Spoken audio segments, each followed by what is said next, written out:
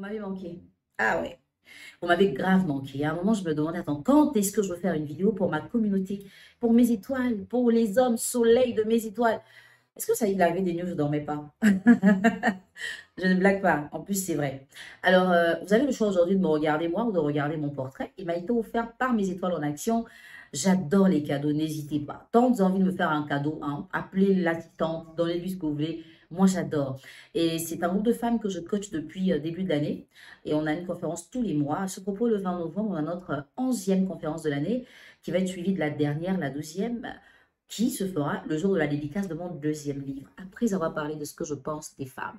À votre avis, ce sera quoi le titre du deuxième livre? Même moi, je ne sais pas. Mais bon, on verra. Merci à Perla Hakan. Vous savez tous que je ne porte pas de bijoux, mais regardez ce qu'elle fait de moi.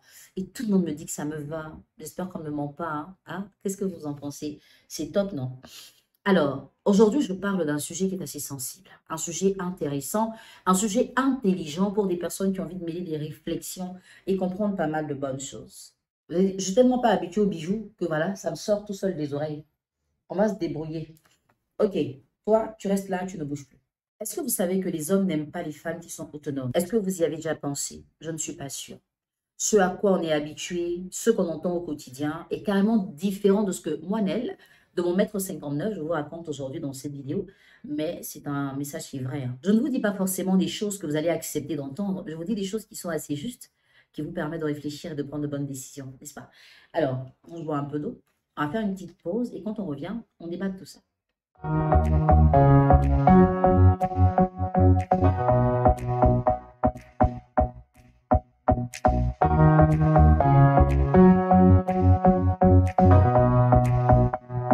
Les hommes n'aiment pas les femmes autonomes. J'ai réussi à faire ce constat après avoir mené une analyse assez minutieuse, analyser les comportements, les attitudes, les réactions, les actions et toutes ces choses en même temps. Vous savez que des fois, on peut avoir des standards de vie, de se dire que j'aimerais bien avoir une femme autonome, indépendante, une femme qui pourrait être un relais pour moi dans mon couple. De sorte à ce que quand je suis coincée quelque part, elle puisse faire ça pour décompter la situation. J'ai besoin d'une mère pour mes enfants qui serait capable de m'aider à payer la scolarité quand c'est un peu chaud. On sait. Bah oui, hein, le mois ne finit pas et puis monsieur n'a plus d'argent. Et là, il appelle sa chérie. Il dit, Baby, est-ce que tu peux me prêter un peu d'argent? à ce moment, la voix, elle est bien douce, hein, n'est-ce pas? Hein? Vous reconnaissez? Je vous salue. Pour revenir à votre sujet, on se dirait que c'est l'idéal. Avoir une femme qui se bat, qui travaille, une femme qui respecte tous les critères. Mais pour certains hommes, c'est un problème d'avoir une femme qui est autonome ou qui est un peu trop autonome. On va faire simple. Je pense que vous regardez un peu trop ce portrait. Pour les Africains que nous sommes, la femme a été habituée à être entretenue par son homme, par son mari. La femme a toujours été celle qu'on pose à la maison, qu'on a éduquée à gérer la maison, les enfants et le monsieur. La femme africaine n'est pas celle à qui on a inculqué la valeur d'aller travailler et ramener de l'argent à la maison. Mais évidemment, avec le temps, les choses changent. Les réalités nous obligent aujourd'hui à devenir des femmes actives, des fois même super actives. Cette situation peut avoir des avantages et des inconvénients. Mais quand on va parler des inconvénients, on va se retrouver avec une femme qui pourrait sortir plus tôt que son mari et rentrer plus tard que lui. L'homme, quand il rentre du travail le soir, il ne trouve pas madame à la maison. Il ne se sent plus forcément dans la position du maître qui trouve madame, qui a déjà tout apprêté, tout dressé, qui l'accueille, qui lui prend son sac, qui le détend un peu à la sénégalaise, les pieds dans l'eau et tout ça, le massage. Il n'a plus ça. Mais à la réalité, la femme est sortie pour aller chercher ce qu'il faut pour la famille. Ou aider l'homme, ce qu'il faut pour compléter ce que l'homme donne, puisqu'à la base, elle est une aide. Sauf qu'aujourd'hui, l'aide n'est plus qu'humaine, elle est aussi matérielle, financière, elle s'étend à d'autres niveaux. Un homme complexé va le voir comme une perte de position dans son foyer. Il commence à se plaindre que madame travaille un peu trop. Il commence à trouver qu'elle reste un peu trop tard au travail. Il commence à trouver que les embouteillages n'est pas une excuse pour être à la maison après lui. Ça va être de la bouderie. Ça va être que monsieur qui entre même tôt ressort aller voir ses amis parce qu'il estime que c'est pas son rôle de rester dans la maison. Pourquoi? Pourquoi elle est dehors et c'est moi qui suis là? Il faut qu'elle soit là avant moi. Et quand madame va rentrer à la maison, elle va se rendre compte que monsieur qui est venu plus tôt n'a même pas daigné aider les enfants à éduquer. Elle doit être celle-là qui prend soin de la famille, faire à manger ou superviser ce que la nounou a fait, faire étudier les enfants, les faire dormir, aller se laver. Et le pire dans tout ça, c'est que quand elle est épuisée, fatiguée, cassée comme en bois, et qu'elle est dans le lit, enfin se dit, je vais souffler. Monsieur viendra lui dire, J'ai envie de toi. et quand elle dira, je suis fatiguée, le réflexe immédiat. C'est parce qu'elle travaille qu'elle a de l'argent. Autrement, elle n'aurait pas dit non. Voici le véritable problème que vivent certaines relations. Voici la véritable réalité dans laquelle se trouvent certains couples. Et comment est-ce que les gens arrivent à s'en sortir d'une société où les standards sont brisés, tout est cassé? La femme qui travaille a de l'argent. Elle ne tend plus forcément la main. Elle n'attend plus forcément son mari pour résoudre des problèmes dans sa famille. La femme qui travaille n'attend plus forcément que l'homme lui donne l'autorisation de poser des actions. Elle est capable de s'acheter un terrain, une maison, une voiture, sans avoir averti son mari. Et là, il se sent tellement inutile qu'il a l'impression qu'il est le gigolo qui se fait entretenir par une femme qui a trop de sous. Mesdames, si vous avez plus d'argent que votre mari, ou même si vous en avez autant que lui, vous devez agir avec subtilité. Mais le sens de mon message aujourd'hui est plus orienté vers ces hommes qui ont un problème avec les femmes autonomes. Parce que l'homme, dans certains cas, voit la femme autonome comme un adversaire. Il la voit comme un homme aussi. Il n'arrive plus à lui donner sa place de femme, mais il se dit c'est un concurrent. Parce qu'aujourd'hui, elle travaille, elle se sent obligée de faire les choses sans me dire. Mais avant, elle n'aurait pas pu faire ça. Donc, je ne suis plus le chef de famille. C'est elle qui décide, c'est elle qui commence. Et les rares fois où la femme viendra vers lui pour lui proposer une idée, même pour gagner de l'argent, il écoute. Et quand il finit, il lui dira soit c'est rien de bon, ou j'ai pas la tête à ça, ou plus tard. Parce qu'il n'a pas envie justement que la bonne idée vienne de la femme. Il aurait voulu agir en maître incontesté. Celui qui dit tout, qu'on valide. Celui qui sait tout, on acquiesce. Celui avec qui on ne discute de rien.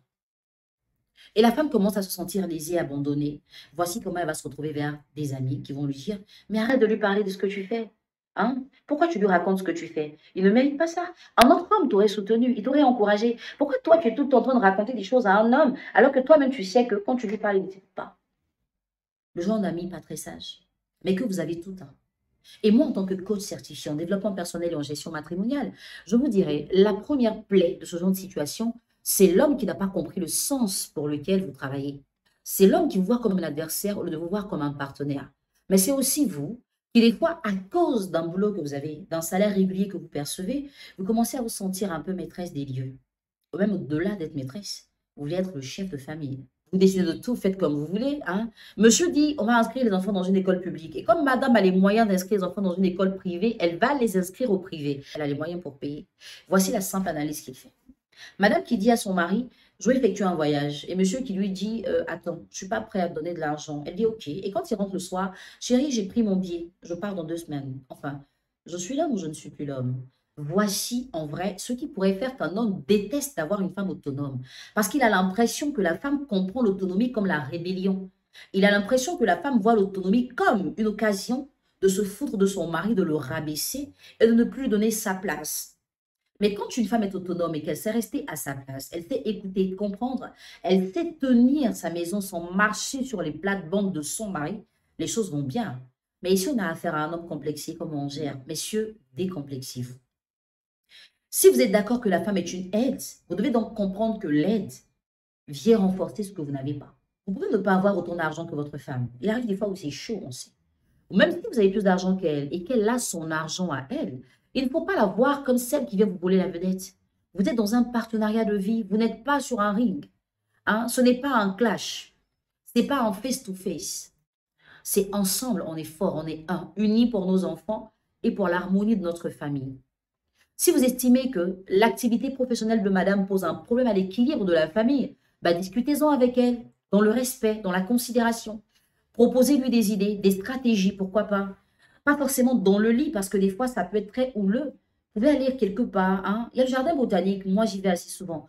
Vous avez d'autres endroits que vous pouvez fréquenter. Si vous avez des endroits touristiques à faire découvrir, de belles résidences, de beaux hôtels, n'hésitez pas à venir les placer là dans les vidéos. Moi, je vais vous adresser ce message aujourd'hui pour dire que l'autonomie est la chose la plus évidente que l'être humain doit avoir, homme ou femme. La femme est autonome, pas parce qu'elle a un mari, mais elle l'est pour sa propre vie. Et si votre autonomie est naturelle, elle ne devient pas une sorte de revanche. Moi, je lui montrer. Lui, il pense que quoi? Moi, là, je ne suis pas. Non. Une vraie femme ne fait pas ça. La femme qui est autonome ne devient pas l'homme de la famille. Tu as beau être autonome, tu ne deviendras jamais l'homme. Autant rester à ta place et respecter l'homme. Ta femme qui est autonome ne vient pas forcément rivaliser avec toi. Elle a besoin de s'affirmer aussi parce que des fois, elle a été trop rabaissée. Hein? À force de tendre la main pour la pommade, pour les mèches, pour les bijoux, À un moment, elle se dit, bah, j'ai l'occasion de faire moi-même, pourquoi lui demander? C'est pas forcément la bonne solution, mais ça paraît pour elle une sorte d'éclosion. En gros, vous devez être dans une harmonie de vie et de couple qui fait que peu importe le statut de l'un ou de l'autre, le respect puisse primer. Tant qu'on se respecte, on essaie de faire ce qui est bien pour l'autre parce qu'on se met à sa place. Mais quand on ne se respecte pas soi-même, on a tendance à manquer de respect aux autres, principalement aux partenaires, à la personne en face. C'est ça qui crée les vrais conflits et qui bousille la relation. Alors, si vous avez envie d'avoir un coaching, vous pourrez prendre un rendez-vous dans mon cabinet. Situé à la Riviera Bonhomme, immeuble Maris au troisième étage. Un coaching en ligne, peu importe le pays dans lequel vous vous trouvez, par appel, WhatsApp ou par note vocale. On a tous des problèmes de toute façon et on a besoin de parler, sauf qu'on ne trouve pas forcément la bonne oreille qui écoute et la bonne bouche qui se tait.